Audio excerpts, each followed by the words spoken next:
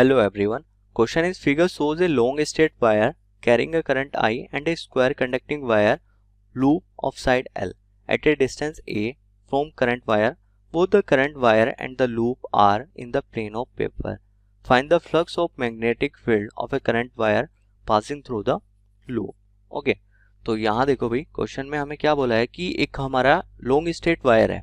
Long का मतलब है यहाँ पे इनफाइनाइटली लॉन्ग. ओके, और उसमें हमारा जो करंट फ्लो हो रहा है वो क्या हो रहा है, आई फ्लो हो रहा है. ओके, तो यहाँ पे ये आई है. ओके, तो आई करंट फ्लो हो रहा है इसमें.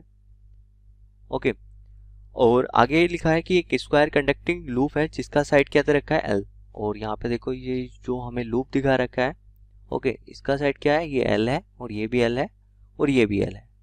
ओके, और कितनी डिस्टेंस पे रखा है, ए डिस्टेंस पे रखा है. Both the current wire and the loop are in the plane of paper. और जो यहाँ पे जो करंट वायर है और लूप है वो in the plane of paper है. तो find the flux of magnetic field of a current wire. तो हमें बताना है कि जो मैग्नेटिक फ्लक्स होगा field of current wire passing through the loop वो कितना पास होगा. ओके, मतलब कि इस लूप से पास होने वाला मैग्नेटिक फ्लक्स हमें फाइंड करना है वो कितना होगा. ओके, तो यहाँ पे देखो कैसे सोल्व करेंगे इस क्वेश्चन को. तो यहाँ पे देखो जो हमारा लॉन्ग स्ट्रेट वायर है, ओके, इसकी वजह से मैग्नेटिक फील्ड कितना होगा. ओके, तो magnetic field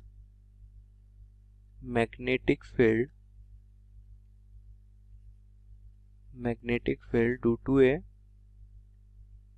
long straight wire.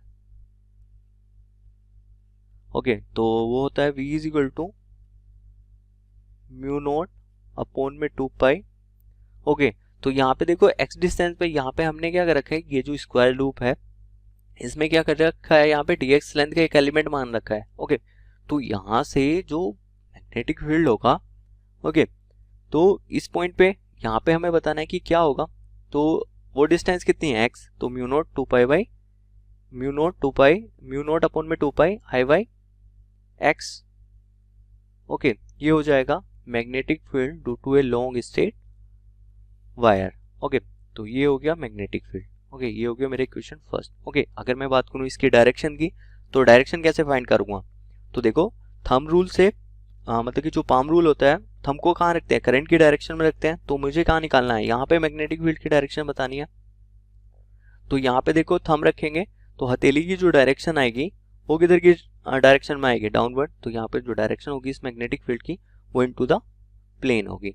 Okay, तो यहाँ पे देखो अब क्या है कि हमें क्या निकालना है, इस लूप से कितना हमारा फ्लक्स पास हो रहा होगा, क्योंकि मैग्नेटिक फील्ड लाइंस यहाँ पे होंगी और लूप यहाँ पे रखा है. तो इस लूप से जो मैग्नेटिक फ्लक्स पास होगा वो हमें कैलकुलेट करना है. तो क्या किया हमने, जो एक dx लेंथ का एलिमेंट मान लिया इस लूप का. ओके, जो इससे पास हो रही होंगी और मैं इसको अगर इंटीग्रेट कर दूंगा तो मुझे क्या मिल जाएगा, टोटल फ्लक्स मिल जाएगा कि इस लूप से कितना पास हो रहा है.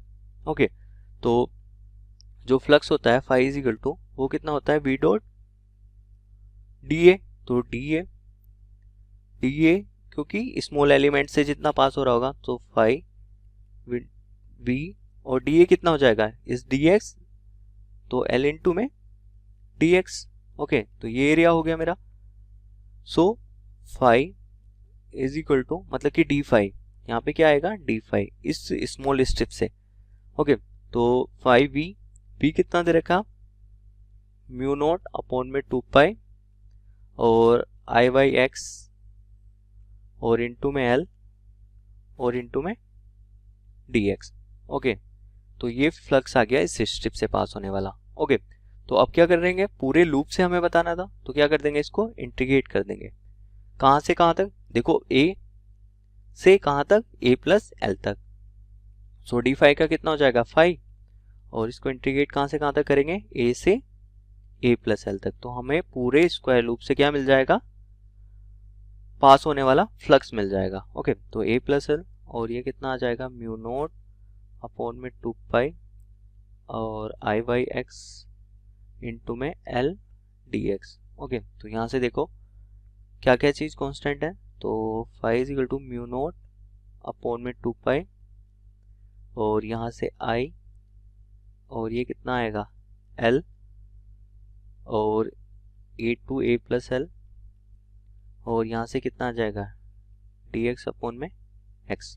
तो 1/x का इंटीग्रेशन क्या होता है log x, तो फाई इज इक्वल टू क्या आ जाएगा म्यू नोट अपॉन में 2 पाई आई एल, और यहाँ कितना हो जाएगा ये log x log e base x.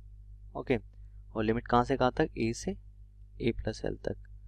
Okay, so phi is equal to यहाँ से कितना आ जाएगा mu note I L upon में 2 पाई। ओके, अब लिमिट पुट करते हैं यहाँ पे, तो upper limit log of e base e, और x की जगह क्या रखेंगे यहाँ पे a प्लस एल, और minus of lower limit log e base of e, और x की जगह क्या रखेंगे a। ओके, तो log की प्रॉपर्टी से देखो क्या होता है log m minus log n m by n। So phi is equal to कितना आ जाएगा mu note I L by 2 pi, और यहाँ पे ये हो जाएगा log बेस ई, और ये हो जाएगा a प्लस एल अपॉन में a।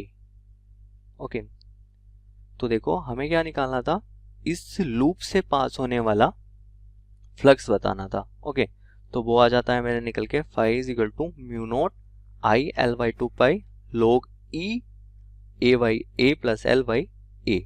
ओके, तो ये मेरा आंसर है for this question. I hope you like this video and thanks for watching. तो हमारा क्वेश्चन कह रहा है हमारे पास एक थर्मोकॉल वेसल है जिसमें हमारे पास 0.5 kg डिस्टिल्ड वाटर है 30 डिग्री सेल्सियस पर। एक मेटल कॉयल है जिसका एरिया है 5 × 10⁻³ मीटर स्क्वायर, उसमें नंबर ऑफ टर्न्स है 100, उसका मास है 0.06 kg, और उसकी जो रेजिस्टेंस है दैट इज़ 1.6 ohms। उसको हमने हॉरिजॉन्टली लाई करवाया वेसल के बिल्कुल नीचे। ठीक है, एक uniform time varying magnetic field हमने सेटअप किया जो हमारा वर्टिकली पास कर रहा है through the coil at time t is equal to 0। Field पहले बढ़ा from 0 to 0.8 tesla constant rate से बिटवीन 0 and 0.2 सेकेंड्स, और फिर वो वापस 0 पे चला गया at the same rate between 0.2 to 0.4 seconds. Cycle को जो रिपीट हुआ है वो हुई है 12,000 बार। हमें स्केच बनाना है करंट का थ्रू द कॉइल, और फिर हमें बताना है power dissipated in the coil as a function of time for first 2 cycles. हमें उसमें दिखाना है magnitude of the quantities on the axis, और हमें अज्यूम करना है कि कोई हीट लॉस नहीं हुई वेसल से टू द सराउंडिंग्स। ठीक है, हमें डिटरमाइन करना है फाइनल टेम्परेचर जो होगा वाटर का under thermal equilibrium. Specific heat दे रखी है हमें मेटल की which is 500 joules per kg per kelvin, और specific heat of water is 4200 joules per kg per kelvin. हम नेग्लेक्ट कर सकते हैं इंडक्टेंस ऑफ कॉइल को। ठीक है, तो इस क्वेश्चन में हो क्या रहा है, इस क्वेश्चन में हमारे पास एक मेटल कॉइल है जिसका एरिया है 5 × 10⁻³ मीटर क्यूब। ठीक है, A is 5 × 10⁻³ metre cube. Number of turns अगर हम बोले n that is equal to 100, और उसके बाद हमें क्या बताया गया है कि हमारा जो मैग्नेटिक फील्ड भी है दैट इज चेंजिंग।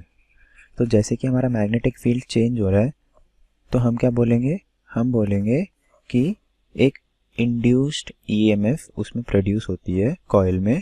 ठीक है, उसका वैल्यू क्या होगी, उसकी वैल्यू होगी E is equal to minus d∅/dt, है ना। इससे हम क्या बोल सकते हैं कि E will be equal to minus d/dt of क्या, फाई क्या है हमारा, phi is n times of BA cos theta. ठीक है, अब इसमें थीटा क्या है, थीटा होता है एंगल बिटवीन मैग्नेटिक फील्ड और एरिया का नॉर्मल। ठीक है, हमें क्या बोला है, जो मैग्नेटिक फील्ड है that is vertically through the coil, तो जो cos थीटा दैट इज 0। तो इससे हम बोल सकते हैं कि जो E होगा that will be equal to minus n is constant, A is constant and B is changing, तो dB/dt। ठीक है, ये है हमारा फॉर्मूला फॉर द EMF। ठीक है, इससे हम क्या बोल सकते हैं, हमारी जो EMF आएगी वो कितनी आएगी, EMF is equal to minus n is 100, area is 5 × 10⁻³ ठीक है, dB/dt क्या है, हमें बोला है कि 0.8t ठीक है, 0.80 तक पहुंच जाता है from 0 in how much seconds, 0.2 seconds में, तो 0.2 माइनस 0। ठीक है, तो इससे हम क्या बोल सकते हैं, इससे हम बोल सकते हैं कि जो वैल्यू होगी EMF की वो कितनी आएगी, E is equal to -5 into 10⁻⁻1 into 0.8 by 0.2। तो इसको अगर हम सॉल्व करेंगे हमारे पास आएगा E is equal to 2 volts minus. ठीक है, ये है हमारा फर्स्ट साइकिल में।